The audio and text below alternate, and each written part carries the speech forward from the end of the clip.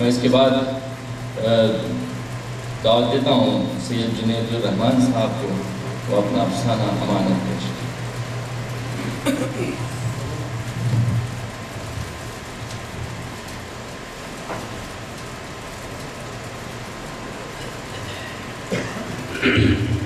السلام علیکم۔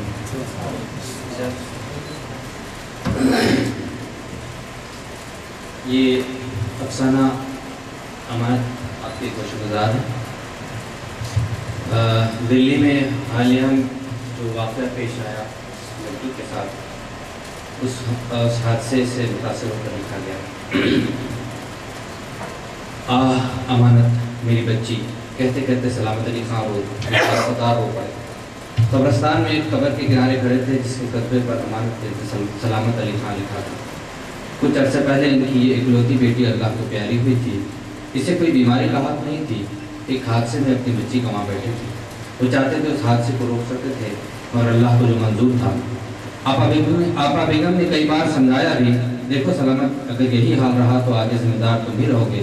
وہ ہنس دیتے اور بات ختم ہو جاتی، لیکن آپا بیگم کی نصیحتیں نہ رکھتی۔ سلامت علی خان اور آپا بیگم دو بھائی بہن تھے۔ اللہ نے دونوں کو اولاد سے نوازا تھا۔ سلامت علی کو ایک بیٹی امانت علی اور آپا بیگم کو ماشاءاللہ 5 بیٹیاں، انجم، فردوس، افشا، آفرین اور نوری، اور ایک لڑکا خلیل خان تھے۔ دونوں گھرانے خوشحال تھے۔ آپا بیگم کے شوہر جلیل صاحب ایک بڑی ملٹی نیشنل کمپنی میں مینیجر کی حیثیت سے تھے۔ کمپنی کی طرف سے کار، رہنے کو گھر ملا تھا، نوکر چاکر سبھی تھے۔ سلامت علی خان ایک بہت بڑے تاجر تھے اور تجارت بھی خوب چل رہی تھی۔ گھر میں کسی چیز کی کمی نہیں تھی۔ چلو سلامت، گھر چلتے ہیں، جلیل صاحب نے سلامت علی کے کاندھے پر ہاتھ رکھتے ہوئے کہا۔ ہاں چلیے۔ تھکے تھکے گوجل قدموں کے ساتھ وہ گھر کی طرف چل پڑے۔ کیا خوشی کا سما تھا جب امانت نے اس دنیا میں سانس لی تھی۔ گول مٹول سی غزال جیسی بڑی بڑی آنکھیں، ہستی تو گالوں میں گڑے پڑ جاتے۔ نام بھی بڑے جتن سے رکھا تھا امانت، شاید اس لیے کہ ہر بیٹی اپنے باپ کے گھر امانت ہوتی ہے۔ اس دن سلامت علی کا خوشی کا ٹھکانہ نہیں رہا جب پہلی بار امانت نے انہیں ڈیڈی پکارا۔ اکثر کہتے تھے میری یہ لڑکی نہیں لڑکا ہے۔ امانت بڑی ہوتی گئی، اس کے نخرے اور بھی بڑھتے گئے۔ سلامت علی کے بےحد لاڑ پیار نے اسے خود سر بنا دیا۔ وہ اپنی ہر بات بڑی آسانی سے منوا لیتی۔ اسکول میں داخلے کی جب بات آئی تو شہر کے بڑے اسکول میں داخلہ دلوایا گیا۔ آپا بیگم سر پیٹتی رہیں، ایسے اسکول میں مت داخلہ دلواؤ جہاں مخلوط تعلیم ہوتی ہے۔ ارے آپا بیگم، آپ بھی نہ خواہ بات کا پتنگڑ بنا دیتے ہیں۔ ابھی چھوٹی ہے، عمر ہی کیا ہے، اس کی جب بڑی ہو جائے گی تب دیکھیں گے، سلامت علی یہ کہہ کر ٹال دیتے ہیں۔ جو امانت بڑی ہوتی گئی، اس کی ضد میں اضافہ ہوتا چلا گیا۔ اسکول کے زمانے تک تو ٹھیک تھا، مگر اب کالج کے داخلے کے بعد مغربی تہذیب کی دلدادہ امانت کی ضد اور خود سری میں حد سے زیادہ اضافہ ہو چکا تھا۔ کبھی کبھار اس کی ضد سلامت علی کو زہر لگنے لگتی۔ وہ ڈانٹ ڈپٹ بھی کر دیتے، مگر ہوتا وہی تھا جو امانت چاہتی تھی۔ ظاہر ہے کوئی باپ اپنی بیٹی کو بھوکا تھوڑی دیکھتا، اور وہ بھی سلامت علی جیسا۔ آپا بیگم کی 5 بچیاں بڑی اطاعت گزار اور فرمانبردار نکلے۔ دونوں بڑوں کی شادی ہو چکی تھی، لوگ اپنے اپنے گھروں میں خوش تھے۔ شوہر اور سسرال کیا ہوتا ہے، ان کے ماں باپ نے ان کو اچھی طرح سمجھا دیا تھا۔ ہمیشہ کی طرح اس معاملے میں ماں باپ کی اطاعت کرنا ان کا فرض رہا۔ سارے خاندان میں ان بچوں کا نام تھا۔ آپا بیگم کی تربیت کچھ ایسی تھی۔ امانت اب ڈگری کالج میں تھی۔ شروع ہی سے مخلوط تعلیم ہونے کی وجہ سے اس کے کافی بوائے فرینڈ تھے۔ سلامت علی کو یہ اختلاط برا نہیں لگتا، جبکہ ان کی بیوی کو بہت برا۔ آپا بیگم نے جب یہ حال دیکھا تو کافی کھری سنائی۔ تم لوگ سمجھتے کیوں نہیں، اس طرح جوان لڑکی کا کسی اجنبی لڑکوں سے ملنا ٹھیک نہیں۔ وہ ٹوکتی۔ امانت کا ان کا ایک ٹوکنا ایک نہ پاتا، اور اکثر ابو سے کہتی، ابو آنے سے کہیے ہمارے گھر آنا ہے تو اس طرح مجھے نہ ٹوکے۔ وہ ہوتی کون ہے میرے معاملے میں دخل دینے والی؟ ان کو تو میری ہر چیز بری لگتی ہے، میرا اسٹائل، کپڑے پہننے کا ڈھنگ، میرا میک اپ۔ اب تک تو میں چپ تھی، اب میرے دوستوں پر بات بنائی ہے، میں چپ نہیں رہوں گی۔ اگر میں اتنی ہی بری ہوں تو میرے گھر نہ آئے اور نہ مجھ سے بات کرے۔ تم کو ہر اس شخص سے گلا ہے جو تمہیں ٹوکے اور روکے، بیگم سلامت علی نے کہا۔ اور تو اور تم کو مجھ سے بھی ویر ہے۔ دیکھو آپ اپنی بچیاں کس قدر اچھی نکلی، نام روشن کر دیا پورے خاندان میں۔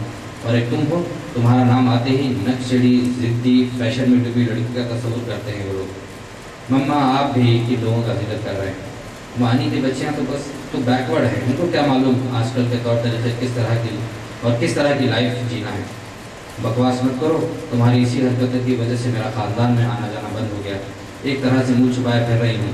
वो तो आपा बेगम आ जाती हैं खैर खैरियत के लिए, इस पर भी तुमको पैर है। मुझे इनके आने से प्रॉब्लम नहीं, वो आए मगर टोके ना। अच्छा भाई इस बहस को ख़त्म करो। सलामत अली माँ बेटी के बीच को माँ बेटी की बीच बहस को रुकवा देते हैं और कहते हैं जाओ अमानत रात बहुत हो गई, अब जाओ और सो जाओ। जी ठीक है। सोना खुदा के लिए फेसबुक खोलकर मत बैठ जाना, बेगम ने टोका। वो खांदा उचकाते और मुँह बनाते हुए कमरे से निकल गई। न जाने कब कैसे आपा बेगम कोई बात मालूम हुई। अम्मी आप क्यों टोकती रहती हैं? हफ्सा से रहा नहीं गया, वो पूछ बैठी। क्या करूँ, मेरा ही खून है और मेरे खून को ऐसे बेआबू होते देखा नहीं जाता। आपने सुना नहीं, वो तो आपसे बात करने को राजी नहीं। नूरी ने बुरा मुँह बनाते हुए कहा। खैर क्या हो गया तुम लोगों को? अंजुम से रहा नहीं गया। हमारी बहन अगर गलत राह पे जा रही है तो क्या हम इन्हें रोकेंगे नहीं? अम्मी वो चाहे बुरा माने या भला, आप अपना फ़र्ज निभाते रहिए, अंजुम ने फैसला कुल अंदाज में कहा और सब खामोश हो गए। जिस वक्त वो हादसा पेश आया इस दिन वो बहुत ज़िद कर रही थी। सलामत अली बेगम साहबा की वजह से इसकी बात मानने से इनकार कर रहे थे। बाकी ऐसी थी, कॉलेज के कुछ लड़के लड़कियां शहर से कुछ दूर तफरीह मुकाम पर जा रहे थे। ज़ाहिर है तफरीह का जिक्र हो और अमानत का दिल न आए और ज़िद न करे, वो भी इसके तमाम साथियों को इनके माँ बाप ने इजाज़त दे दी थी। इधर इस बात को लेकर सलामत अली और उनकी बेगम में ठनी हुई थी। बेगम साहबा चाहती थी कि अमानत को इजाज़त नहीं दी जाए, जबकि सलामत अली इसमें कुछ कबाहत महसूस नहीं कर रहे थे। आखिरकार हुआ वही जो अक्सर होता आया, इजाज़त मिल गई। बेगम साहबा के लाख मना करने के बावजूद अमानत का जाना तय। रात 12 बज रहे थे। अमानत का अभी तक पता नहीं था। इसकी सारी सहेलियों को कॉल किया जा चुका था। सब अपने अपने घर लौट आए मगर ना आई तो अमानत।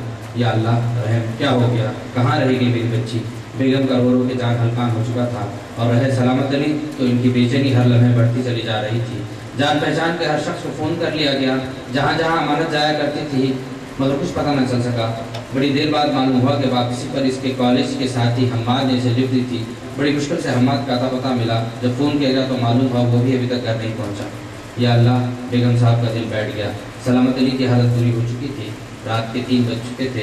अचानक फ़ोन की घंटी बज उठी। सलामत अली ने लपक कर फ़ोन उठाया, फिर दंग रह गए।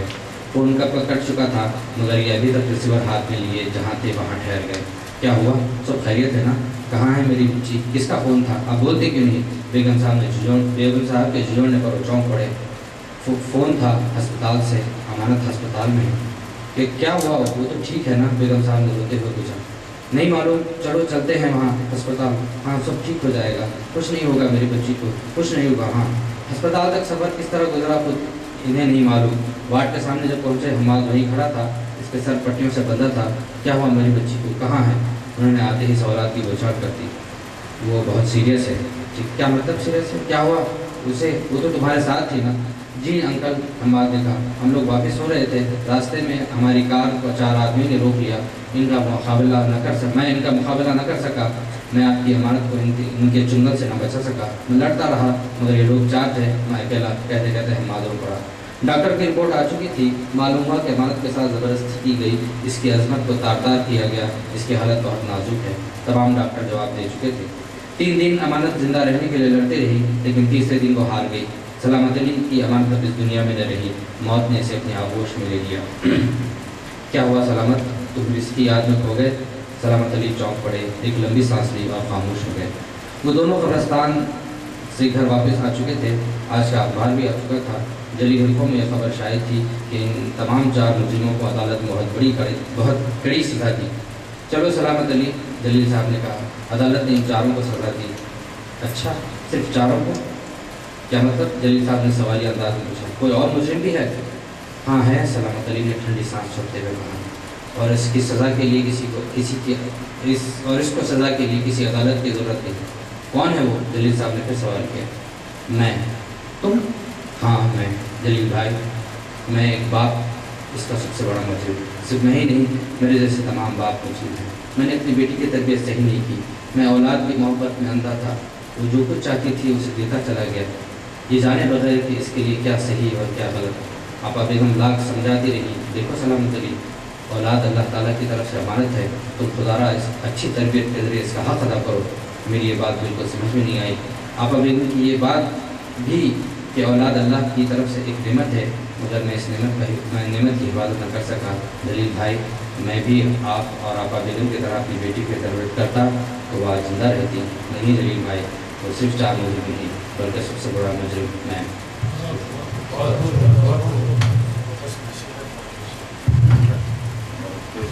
سید جنید الرحمان صاحب بہت ہی عبرت انگیز کہانی ہمارے عنوان سے پیش کر رہے تھے۔